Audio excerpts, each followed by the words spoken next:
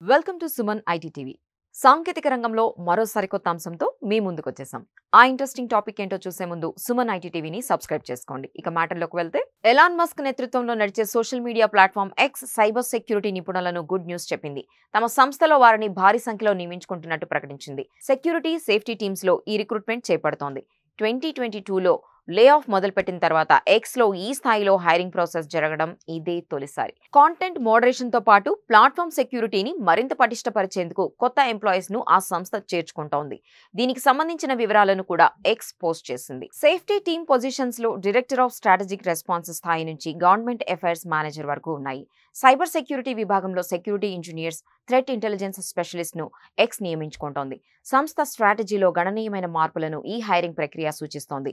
యూజర్ల safety wellbeing పై మరింత focus పెట్టడాన్ని తెలియజేస్తుంది. దీనివల్ల కాంటెంట్ మోడరేషన్ తో యూజర్ ప్రొటెక్షన్ బలపడుతోందని ఎక్స్ భావిస్తోంది.